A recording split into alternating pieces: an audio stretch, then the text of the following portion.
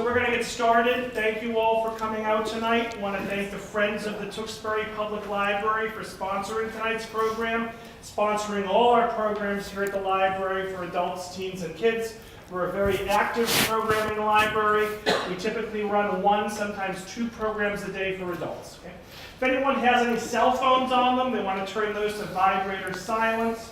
And if anyone is in need of the restroom, it is down the hall. And before you get to the entrance exit, you're going to take a left, and they're on your left. I'm going to sort of adjust my usual spiel. I want to thank Tewksbury Telemedia for coming out tonight and recording the event. And again, thank you all for coming as well. So let me introduce tonight's guest speaker. Gayle Sachs is the daughter of a Holocaust survivor. She's here to share her mother's harrowing story. She'll also discuss the need to pass these stories down to the next generation as they serve critical pieces of cultural history. Gayle has written about everything, from her mother's suicide, online dating, to her work with male, female, and juvenile inmates and those with substance abuse issues. And she always writes with deep honesty, candor, and humor. She has written extensively about her work as a substance abuse counselor from the unique perspective of someone who is not in recovery herself. Her blog, called My Life in the Middle Ages, was voted one of the top 20 recovery blogs a couple years ago by After Party magazine. Her writing has appeared in HuffPost, The Fix, Mind Body Green, and Thought Catalog. Most recently, she was included along with 11 other writers in the #1 best-selling Amazon book, Darkness Before Light, 12 Writers on Addiction, Sobriety, and Recovery. Gayle grew up in Long Island, New York, and lives in the greater Boston area with her husband, daughter, 2 cats, and 2 dogs. She is currently working on her memoir called You Ain't No Soccer Mom. It's about her work with inmates, her time as a counselor in an all-male sober living program, and her current role as admissions counselor at a New England rehabilitation facility.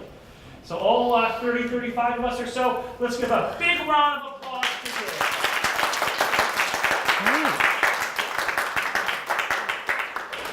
Can everyone hear me in the back?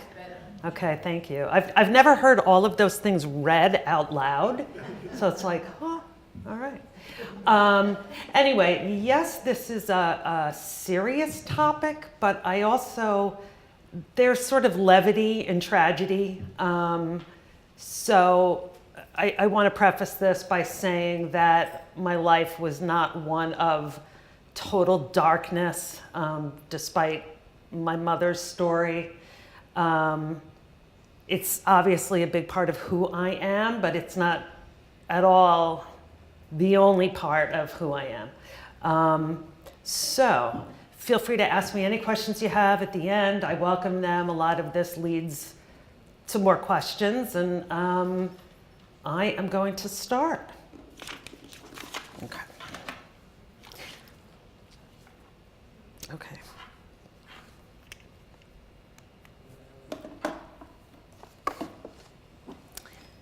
These are pictures, who would have been my aunts and uncles had they lived. None of them made it to the age of 18.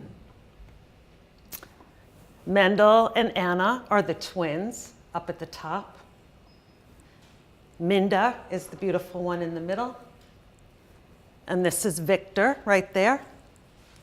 And my grandparents in the bottom right. That is my grandfather, Samuel, and my grandmother, Bella, who lived to be about 96 years old. My grandmother, not my grandfather. And that's my mother. This story is primarily their story. My mother's, her one only surviving sibling, my wonderful Uncle Henry, and their mother, Bella. It has also become my story, my siblings' story. Soon it will become our children who can pass this story on. My hope is that at least one of them will take on the role as keeper of the flame. It's in all of us.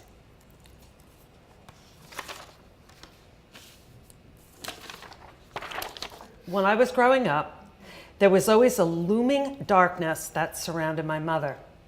As a child, I couldn't understand why she would spend days in her darkened bedroom wearing a sleep mask, or why my father would go in and out, quietly pulling the door shut behind him.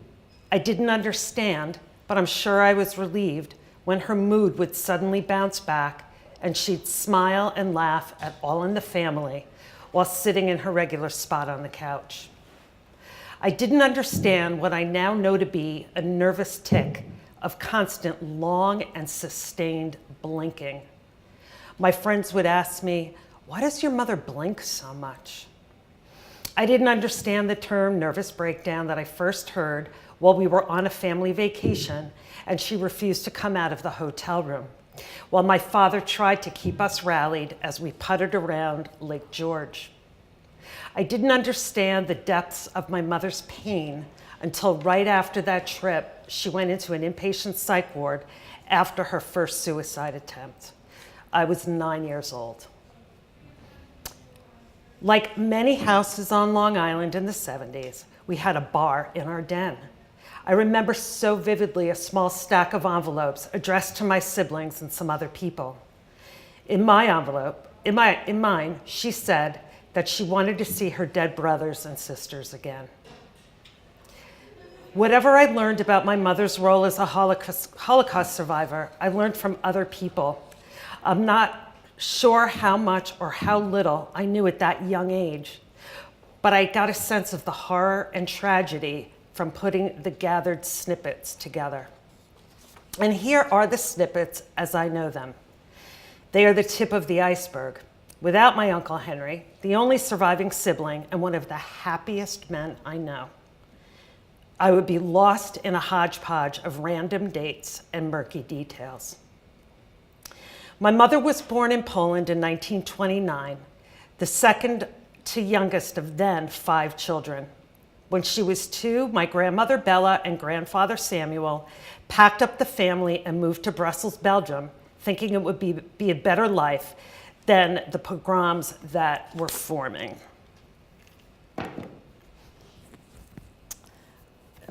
So my brother had the great opportunity to go to Belgium a couple of summers ago to sort of follow my mother's trajectory, which I have not yet done, but that's a whole other thing that we can talk about. So this is the street where they actually lived. My Uncle Henry, the only one of the 6 children born in Belgium, remembers life before the war as a very happy one. There were family dinners together, and the Sabbath was always observed. My grandfather worked hard downstairs in the basement of their house, making textiles from wool and selling them upstairs in what was a little storefront in the house. He was a cantor in the local synagogue. He was later shot on the street, purportedly by a member of the Jewish underground, who discovered that he was making hats for Nazi uniforms in order to keep his family alive.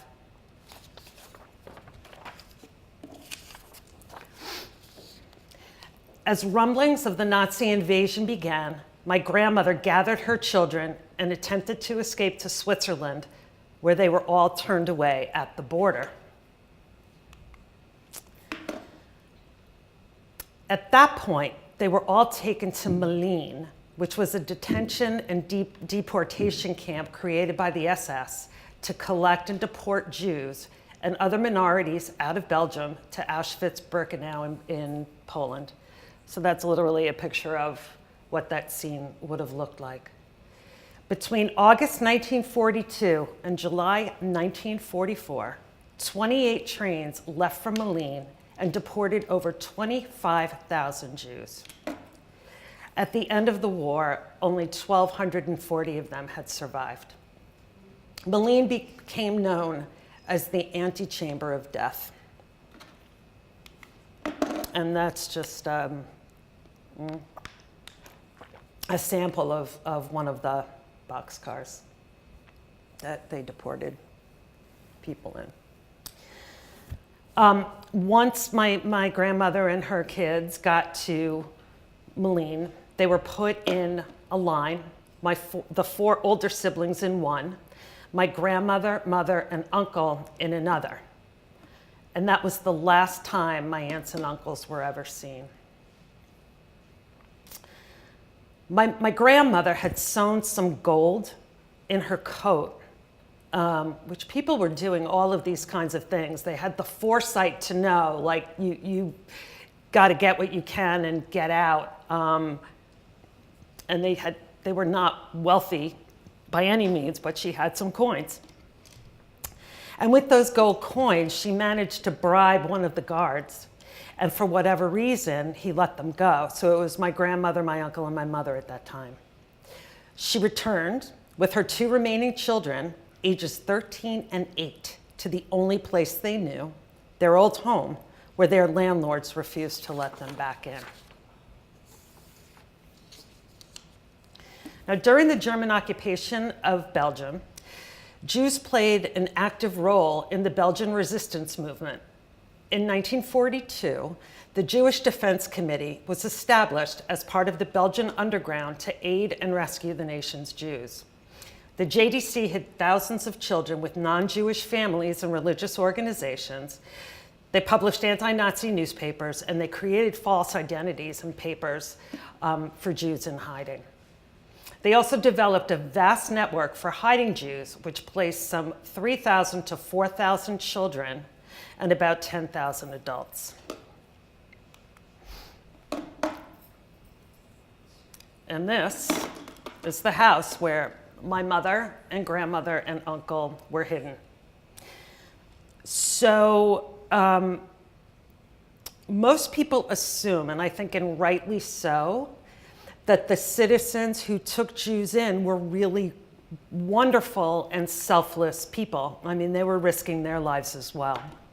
But however, according to my uncle and my mother, who I got from just inferences but never the real story, that wasn't necessarily the case with this family. Even though that they were being paid by the Jewish underground to host and hide my mother's family, they quite literally would throw them some bread and chicken down the stairs. They were not very nice, very generous people. They had a young son who was the same age as my uncle, who would get all these nice toys and tease my uncle with these toys and be like, haha, look what I have and you can't have. So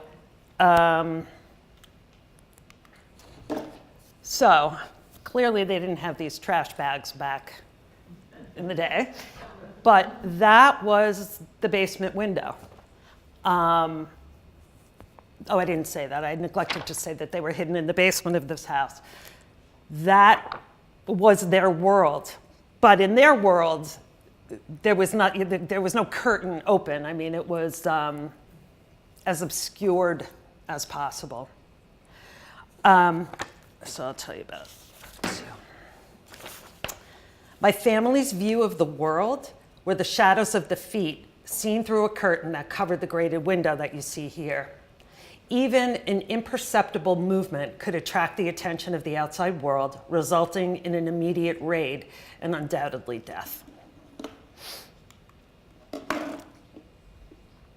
There were indeed raids when my family would pile on top of each other, belly to belly, so the 3 of them stacked, in a space that my uncle calls a false front. It didn't occur to him until his 30s, when he started having reoccurring nightmares about a fleur-de-lis, that it was of the tile that he would have to face when he was face down on the floor. So the room that they were in had the fleur-de-lis tiles, and they haunted him for the rest of his life. I don't know if they still do, but. After about 1.5 years of my mother living in that basement, she was on the 16, was getting a little restless. It was suggested, I don't know all these details, a little murky to me, but I think they were afraid that somehow she was going to attract attention to the house. she was taken out of the house and brought to a convent about 60 miles away, where she spent the rest of another year in a convent. And these nuns, I'm getting off script and this is all here, so I'm just gonna read what I wrote, okay? Because it's better, I think. Now, what I did hear happen not that long ago was that the man of the house was probably molesting my mother. So the man, the host family, that man was molesting her. So they wanted to get her out of there.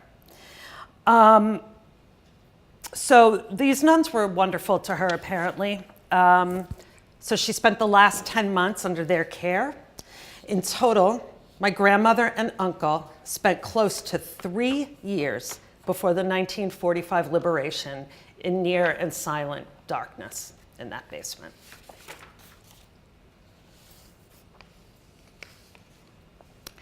So after the liberation, families were scattered everywhere, and they needed a public place so that people could find out where their relatives were.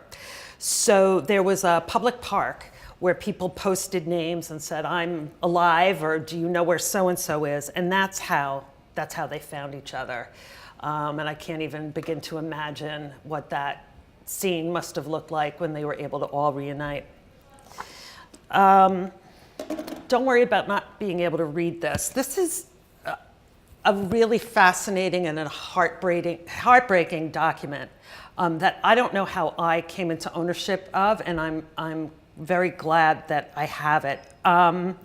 It's from the Israeli government, who had the task of responding to thousands of inquiries about missing Jews.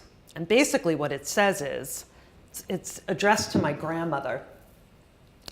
And it just starts by saying, and it's in French, because that was my grandmother's first language, or second language. "We regret to have to tell you." And then the first names are of my dead aunts and uncles. And when they were deported and when they died.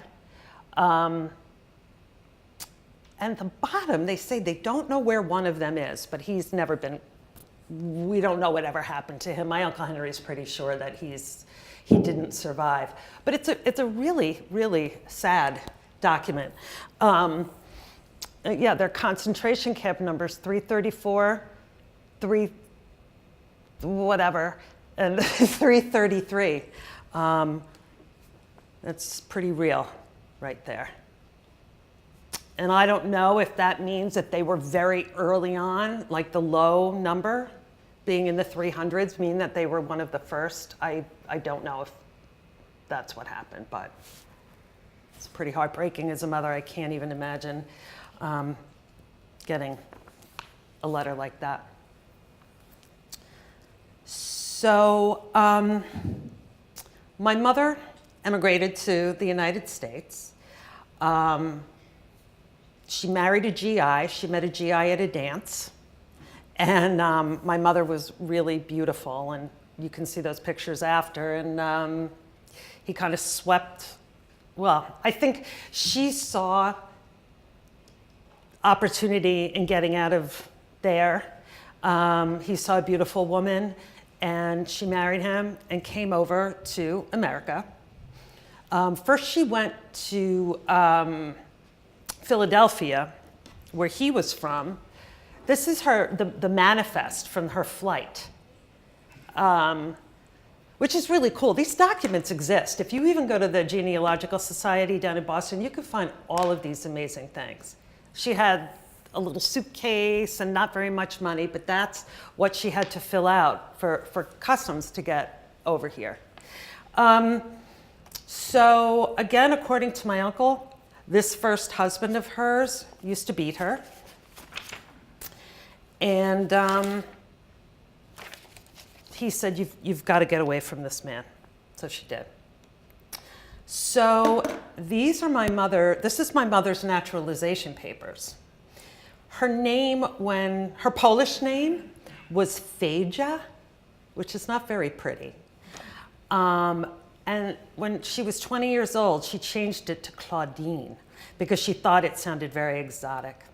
And the way she said it with her French accent, it sounded like this, Claudine. And it was very beautiful. So I can't, I think of her saying her own name, and it just fit her so beautifully. All right, after her first marriage ended, my mother made her way to New York City, where she earned a living as a model. It was in New York that my grandmother and uncle caught up with her, and they all lived together in Midtown above a barber shop. My uncle tells me that she was squired all over New York by some of the most powerful figures, including a past mayor and a famous band leader, to remain anonymous. At the age of 23, my mother worked as the receptionist at a New Hampshire resort where she met my father, who was the hired lounge singer. He appeared as a chorus boy in a couple of Broadway shows, so he had some legitimacy as a talent. I think he thought he had a lot more legitimacy as a talent than he really did, but that's a whole other story. He was immediately taken in by her beauty, and the picture that she looked when they met, you'll see it after. I mean, this is like her at the reception desk, so you can understand why he was a goner the second he saw her.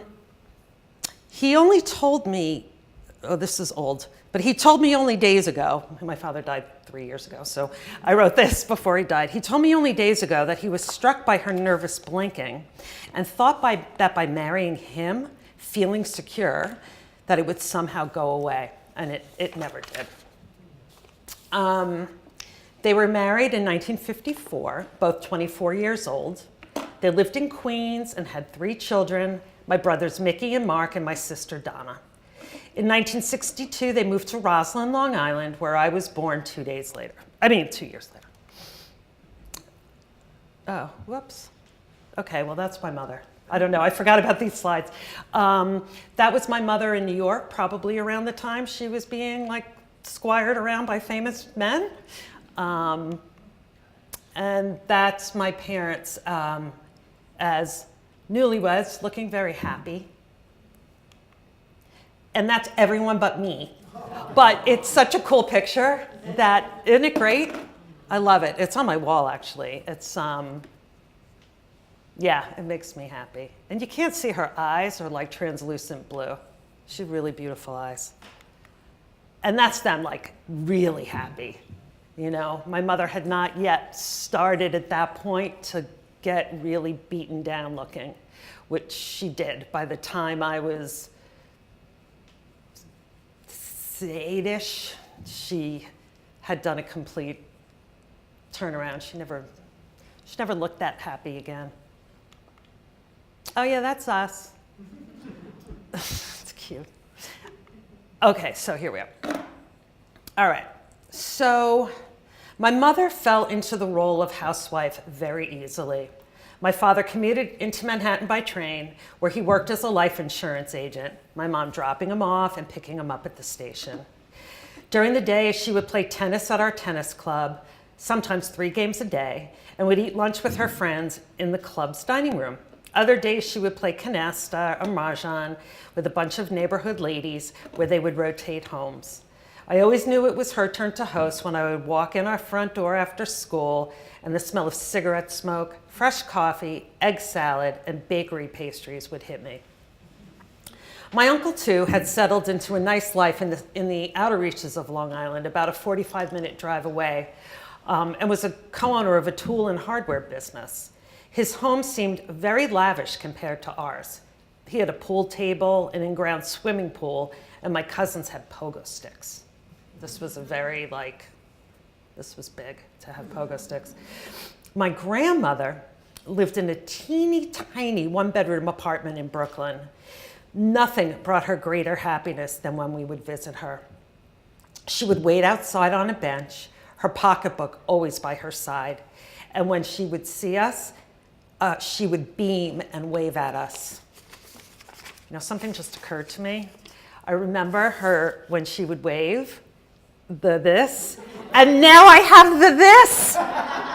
Oh my God, honestly, I used to be like, oh, ew. And now I have it, so it's karma, I think. She had very dry kisses with dried lipstick and very limited English. She'd pinch my cheek and call me her Shayna Maidala, which means pretty girl. There was no doubt in my mind that we, her grandchildren, were her greatest pride and joy. Oh, that's kind of what our house looked like.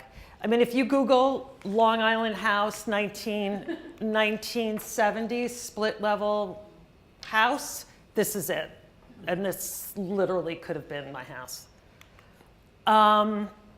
So that's my grandmother, Bella. And yeah, my brother Mark and sister and me on my mom. It was very important for me to be able to have those moments with her, because even at that age, I knew what was always kind of overshadowing her. So yeah, I like that picture. And there's Bella again in the middle.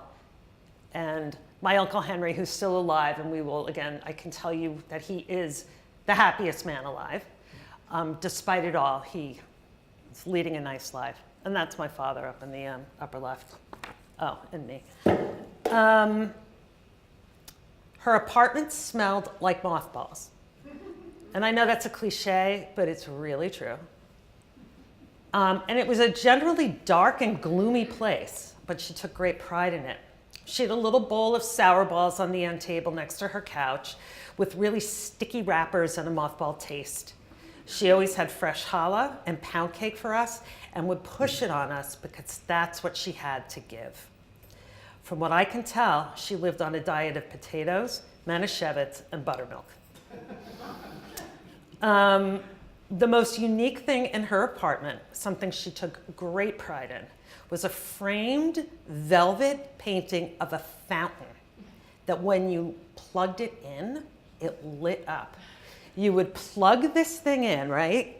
And it would simulate the fountain falling like lights. And she loved this thing.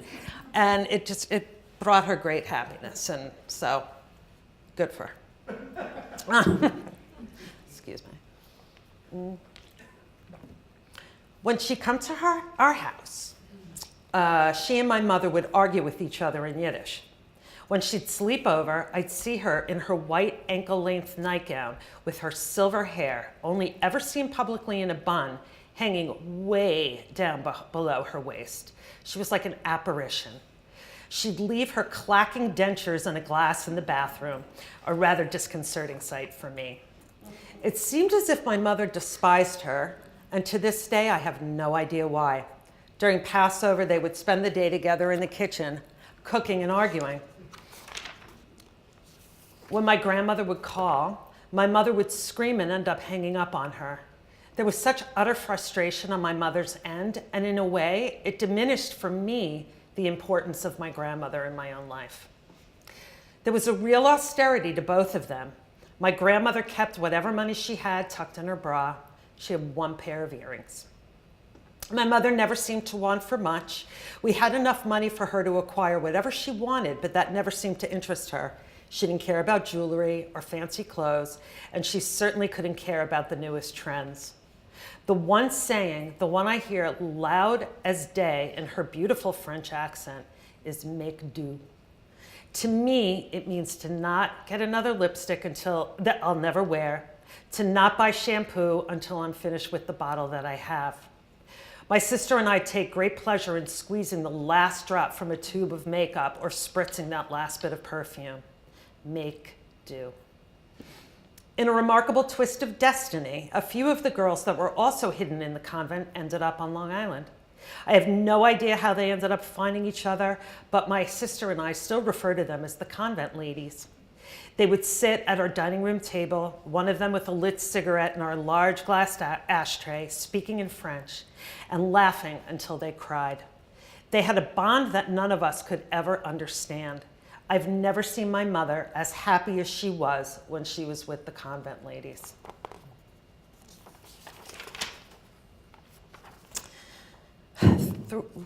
Throughout all of this routine of life, my mother continued to have bouts of mania, the extreme highs and extreme lows of manic depression. Now it is commonly referred to as bipolar disorder. Her behavior was textbook. Ups that were marked by bursts of energy and grand notions, followed by longer periods of extreme lows. I would often creep into bed with her on her saggy mattress that literally had the indentation of her body from her being in it so often, and watch Shirley Temple movies with her while she played with my hair. She loved Shirley Temple.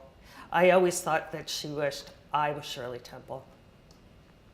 Other things my mother loved: Hershey bars, cornflakes with bananas, coffee and toast every day at 3 o'clock, ice cream dipped in chocolate sauce and rolled in coconut, orange juice, chiclets and Tic Tacs, and her children. My father always worked hard and long hours, and with my siblings being quite a bit older than I spent a lot of time entertaining myself or playing with neighborhood friends. My brother would take me out for cheap dinners and Friendly's milkshakes, and my father would take me into the city to see the ballet, and we'd have rather sophisticated dinners at places like the legendary Russian Tea Room. My parents' marriage buckled under the strain of my mother's intense sadness and a handful of some half-hearted suicide attempts, and my father's helplessness in doing anything to make it better. After 25 years of marriage, they divorced. My father moved to Los Angeles, and my mother and I to a luxury high-rise in my same school system. You'll like this. Bonnie, who I met at work only a couple of years ago, very coincidentally, also lived in North Shore Towers. So that, for the time, was a very, it still is. You know, but it was a novel idea to have sort of these luxury community type places with pools and all of that kind of thing. There was actually a mall underneath, and the very first ATM I ever used. So it was a pretty cool place. It was owned by Seagram's? Oh. That's interesting. With my siblings all on their own, living their own lives, I was left with a very sick mother who, for all intents and purposes, was incapable of being one. I was 13 years old. The years between 1979 and 1985 were one drawn-out swan song. At 13, I was pretty much left to my own devices, left to putter around with the other kids in our complex. My mother would sometimes rally and play tennis, tan on our balcony, and even got a part-time job at a women's clothing store. She was part of a carpool that got a few of us to and from school, and occasionally she and I would go out for dinner. She had this very endearing habit of taking her bra off at the table when she was full, slipping it, not as discreetly as she thought, out from the arms of her shirt and stuffing it in her pocketbook.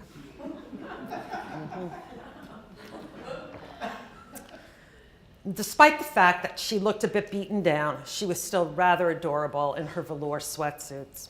She dated a couple of men and made some new friends in our building, but the lows came much more quickly. And I spent a lot more time bringing her squares of the Hershey bar that was always in our refrigerator with a glass of orange juice. During that period between the ages of 13 and 16, I remember her having at least 2 hospitalizations. She refused to get out of bed for my sweet 16. At 16, I ended up going to boarding school in Western Mass, where I had a wonderful 2 years. After that, I went to Syracuse University. She really started to spiral into schizophrenia during my time at Syracuse. She began to accuse her best friend, also a hidden child, of turning her brothers and sisters over to the Nazis. She was escorted out of a Macy's by 2 policemen for disturbing the peace. She would call me constantly, ranting and raving about the Gestapo. She was unraveling. Right before Christmas break of my senior year, My mother sounded very excited that I was coming home. She seemed fairly steady and normal, so I was surprised, not stunned, to discover that between the time of that conversation and the time I made it to the front door of our apartment, that she had killed herself. She was 55 and I was 21. Before she died at the age of 96, my grandmother was told that my mother had moved to Arizona, where she needed to deal with her nervousness and that she couldn't be reached. I think it had been decided that losing another child would have killed her too. I have told this story endlessly. I have written about it in great detail, digging deeper and deeper into it each time. My life is not one of tragedy. Her life was a life of tragedy. My siblings and I have all taken bits and pieces of this story and acclimated it into our lives in our own way. Some of us can talk about it and some of us can't. It's my sister who I can talk about her the most with, laughing about the absurdity of some of the things that she did and reminding each other of things that we had both forgotten.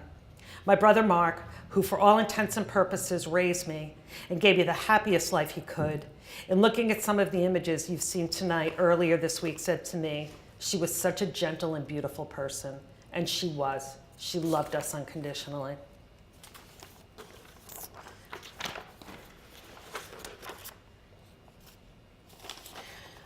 I have few regrets in my life, but the biggest one I do is not having had the capacity to understand the agony and the pain that my mother experienced as a result of her past.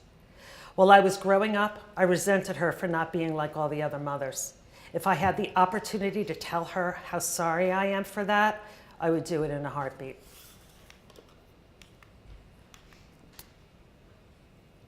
Andy, you want to read this? Why me? Because, come on, because it'll make sense for you to read it. How does one mourn for 6 million people who died? How many candles does one light? How many prayers does one recite? Do we know how to remember the victims, their solitude, their helplessness? They left us without a trace, and we are their trace. Ellie Weasel? Weasel, yeah. Now my daughter, who's been with me before, she's usually read that, so thank you for taking her place. I appreciate it. So those are me and my siblings.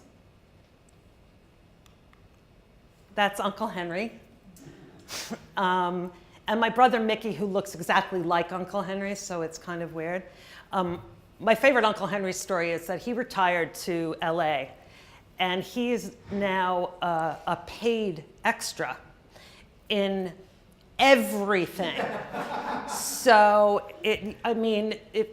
now if they want to cast a sophisticated gray-haired man, you'll see him. I'm telling you, you're going to go home and you're going to see him. And it's going to be like, Where's Waldo? It'll be like, oh my God, there's Uncle Henry. He's been, Rick, have we not seen him in everything? Everything. Oops. From Wedding Crashers to Friends to Curb Your Enthusiasm to one of the Hannibal Lecter things. Shameless. Oh my God. That's my oldest brother's 2 kids. My brother's 2 kids, and who would have been my mother, this would have been my mother's great-granddaughter. She's 6. I got to get recent pictures. My nieces, great-grandchildren, grandchildren, and that was her. And that's the story. So thank you.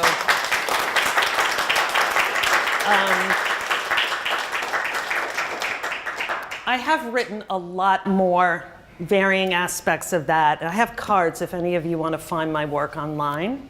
And if any of you have any questions, please. Yes? I've read often the convents were safe harbors for Jewish children. Was that truly, did they pull that off for the majority of the war? Apparently. And I don't know how many of them, but they were.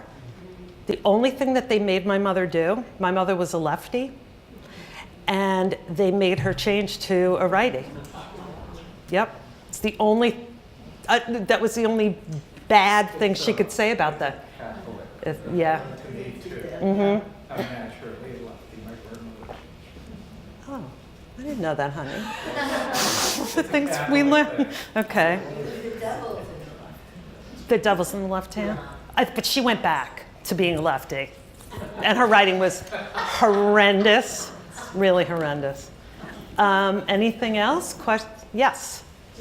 Did your grandmother ever suspect, even though she was told that, you know, your daughter's in Arizona, do you think she ever kind of suspected that maybe that wasn't the case? I don't know. And I have a reoccurring dream about this that haunts me to this day about that. I have a dream, it's really upsetting that I've discovered that my mother's still alive and she's somewhere like Arizona, and I track her down and she won't get on the phone. And it ties into the Arizona secret, and it really is really upsetting to me. So I don't know. I mean, I understand why they didn't tell her because of what happened, but yeah, it's just funny, sometimes the mother, you know, I wonder if she ever thought, yeah, I'm not so sure. I know, I know. Yes. Do you believe that her mental illness was a result of what she went through, or do you think it was also biological, and was there other mental illness in your family? Absolutely, it was a combination of both. There's no question that it was, I mean, because sort of being in the field-ish and having it a little bit in me, the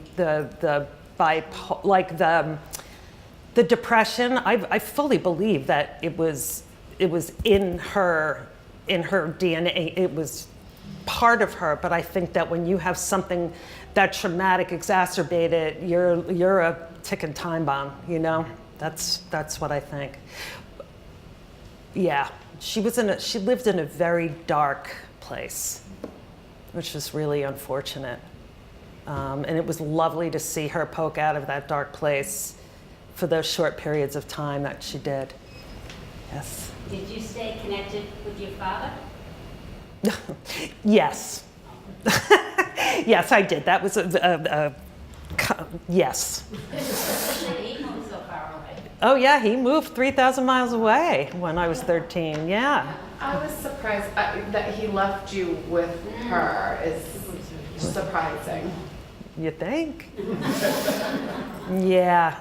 I mean, and I really had my one brother, Mark, who still is like my person. I mean, he's my person, my daughter's my person, but my brother, Mark, if it wasn't for him, I don't know where. I mean, then my childhood would have been a lot different, for sure, because he really lifted me up, and he's that kind of person. But my father had his own, not an agenda, but he was a selfish person, you know? And for a very long time, I used to say, oh, Dad, I'm so sorry that you have to live this way, that your marriage, you know? But then I fully understood that it was my mother who was getting shortchanged and not him. So that was an interesting realization. Yeah. But what is a little story, they met at this nightclub in New Hampshire. And, you know, they fell in love. So it had lovely memories. And when my father died a few years ago, his wife, that's a whole other story. You're getting this on TV, you can't get this on TV. Said, so do you want some of his ashes? So my brother and I were like, okay, sure, we'll take some of his ashes. And so his wife sent them to us in a pill bottle, which was kind of weird. Okay, again, so many stories I could share. And we scattered them over at what was the fabulous Lake Tarleton Resort, which is now a completely leveled piece of ground, still overlooking this beautiful lake. But that was kind of cool to go up there and see where they met, but also a little haunting too, right? It was, yeah. Oh yeah, you weren't there. Oh. Where were you? I don't know either, but anyway. So, yeah, that was a diversion. Anything else? How did start to understand that some of her behavior was due to the war experience? Did she ever talk about it at all, or how were you made aware of that? Well, I remember really well. Do you remember when the mini-series, they used to call them, the Holocaust, was on TV? Was Meryl Streep actually in that miniseries? No, I'm confusing that with Sophie's Choice. But remember there was the time when like Roots was on TV? Yeah. So there was also another miniseries called The Holocaust. And yeah, right. But it was somebody really big. Really big people. And I remember my mother's reaction. I just kind of remember her in our den, and I was on the stairs, and she absolutely would not watch it. And I think when she left those little suicide notes, like I knew that something had happened. Like I knew that there was this thing that happened. The Holocaust was the big term. But again, then I started to put it together, and no one ever hid anything from me. I think that I really appreciated that no one talked down to me as a kid. Things were never sugar-coated. Her suicide attempts were real. And at 9 years old, I knew that that's what was going on. And that's a lot for a 9-year-old to kind of understand. I remember going to family therapy. I have family therapists right here in the front. Not my family therapist, but, and I remember just feeling like very grown up and very included and just very different from all the other kids, because I kind of was. I mean, I was like the other kids and had a lot of friends and a great life, but there was this other thing in my world that was not, chances are, not like everybody else's stuff. Yes. What's the age difference? Age difference. Brothers and sisters. My brother, my next is 8 years older. My brother Mark is 9 years older, and then my oldest brother's 16 years older. He's not my father's son. He's not my father's son. Yes, Amy? Has your uncle ever articulated how he was able to be such a happy, joyful person, given what he experienced? Well, you know, I guess I shouldn't have said that as emphatically, because I have seen, he gets angry sometimes too.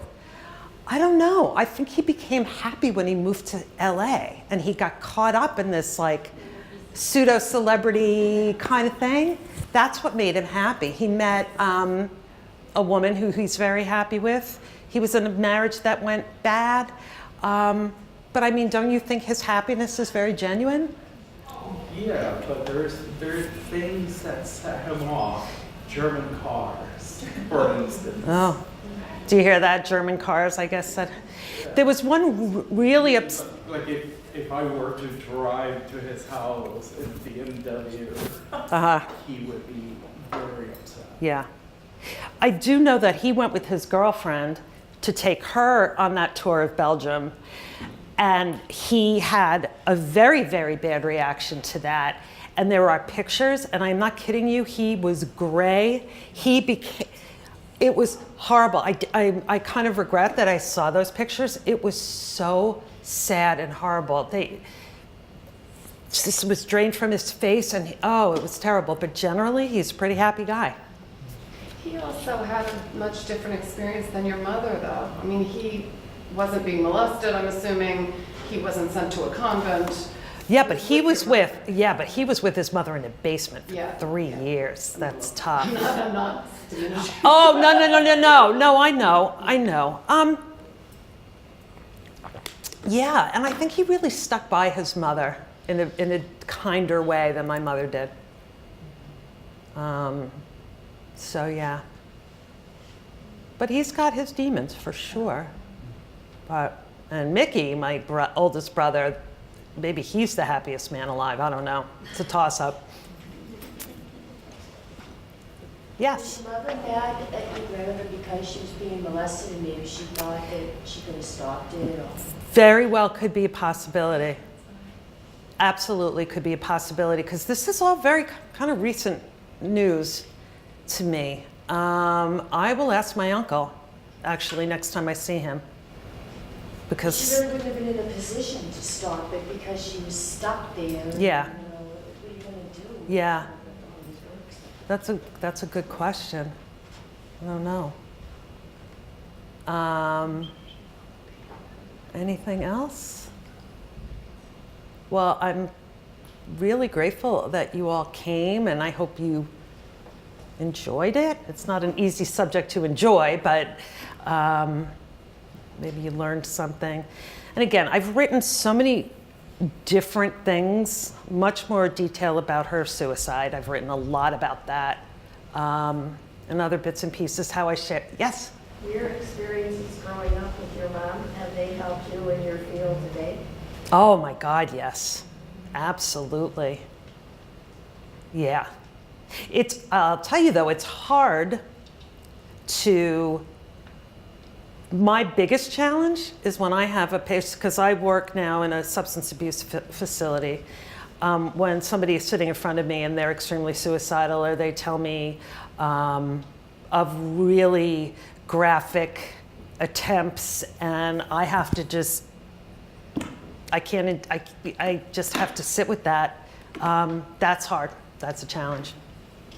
And not in my current job, but I have worked with men who have had swastikas on their necks, who have had prison Aryan Nation stuff on their knuckles. So that's been really difficult. Yeah. So, yes. I think it's so important that you're talking about this, because I remember working years ago and the soldier fellow I worked with had, the markings on his Yeah. arm, and it's not, they shouldn't be there. No. So I don't know if the younger people know that, like a lot of what you're talking about, so it's good that you do.